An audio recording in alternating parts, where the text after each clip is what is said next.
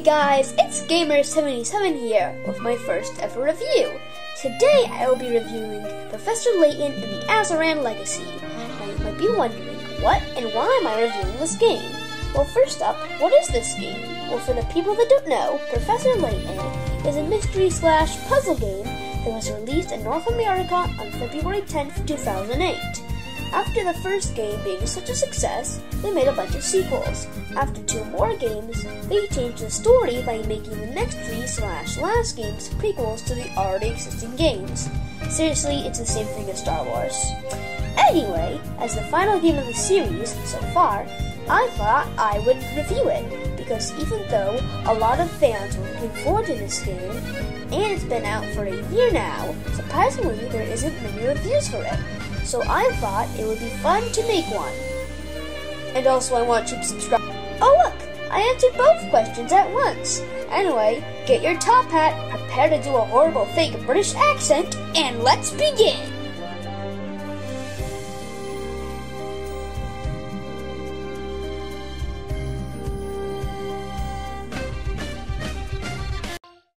You know, I think this may be it.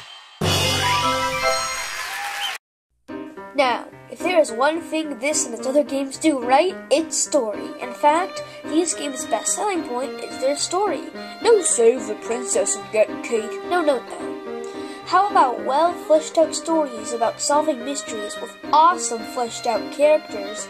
Oh, and one more thing, there's voice acting, and the people that do the voices are British. Yes, please! So, that plot.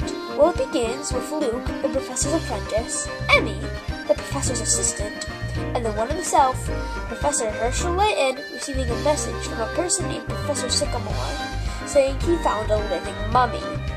No, not that Sycamore, this Sycamore. Thank you. Anyway, back to the top.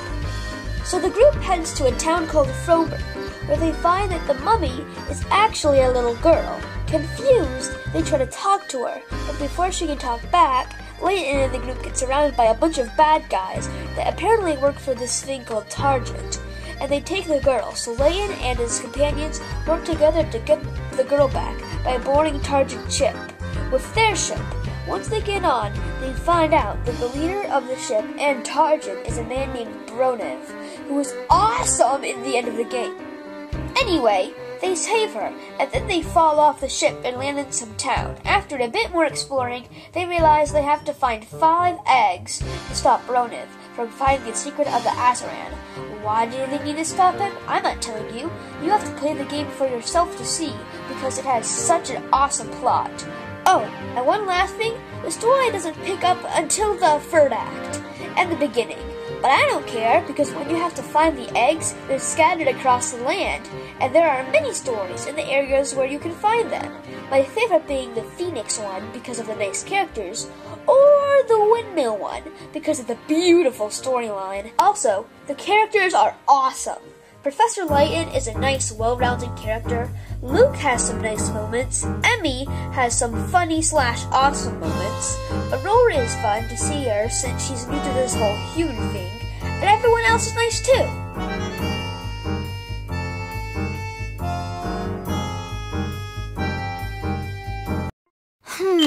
Let's see. Before I really dive into this part, I need to explain something, and that thing is graphics and aesthetics, because a lot of people seem to get these things confused. So, graphics are how many chest hair pixels you can put on your new fancy Japanese RPG fighter guy person. Aesthetics are how the game's color tone is. For example, Mario 64 and Zelda Ocarina of Time might have the same graphic capability, but their color palette is a lot different. Anyway, with that out of the way, let's begin. So, the visuals. Well, is there really much to say? Well, since I already did all of that introduction, I might as well talk about it a bit. So, first I will talk about the in-game graphic capability. Now, everyone knows that usually a 3DS game is better than a Nintendo 64, but not as good as a GameCube. Well, this game throws that out of the park. I mean, look at this animation. It's beautiful. The movement's perfect, you can barely see the pixels, It's one of the best examples of a game really pushing the limits of how good it can look. And the aesthetics, from the amazing jungle of foam G to the nice brick and mortar buildings of London, all the way to the snowy hilltops of Froberg. This game's aesthetics are beautiful. Oh, and we haven't even gotten to the main part, which is the reason why this game looks truly awesome. The hand-drawn cutscenes. Oh my gosh, this looks beautiful. And to think, this is a 3DS game! A 3DS game! This looks good enough to be on the Wii U! The Wii U! Oh, and the music! Who could forget the music?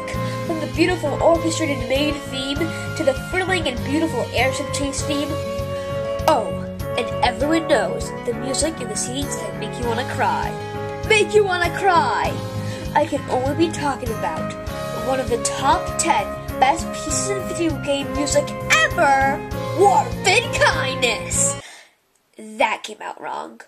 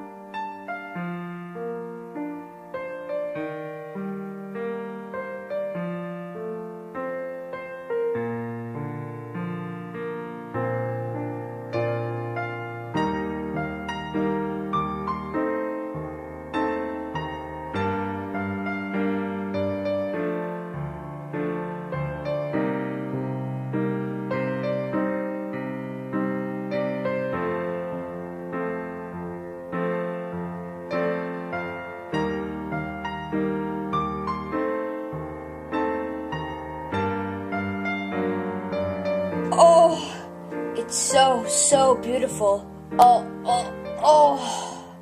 Oh yeah. And the voices? Well, just listen. And that's as much as we can do before risking copyright. Sorry. Anyway, time for the final act. Gameplay. This is how it's done.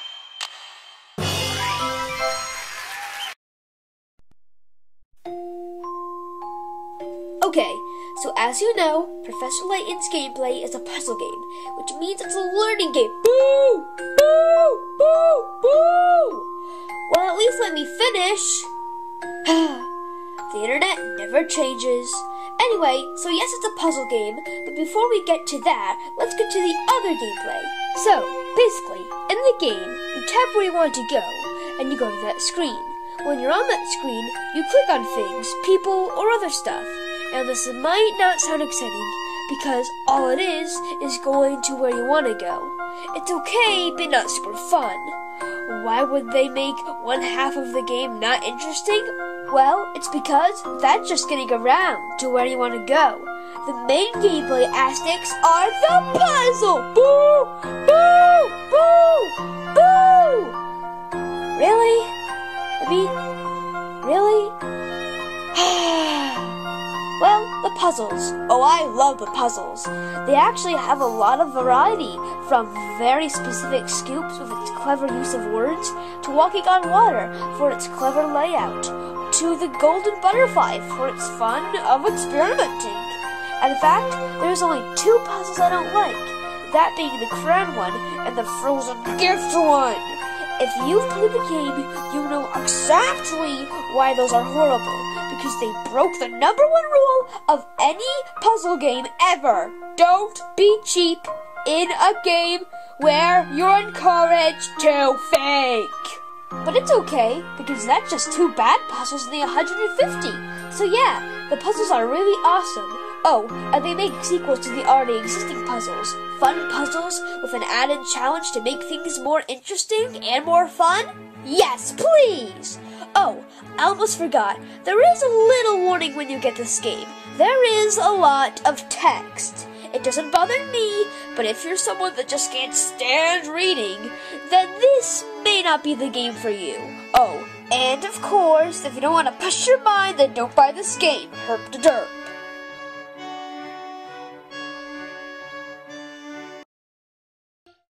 I'm fairly sure about this.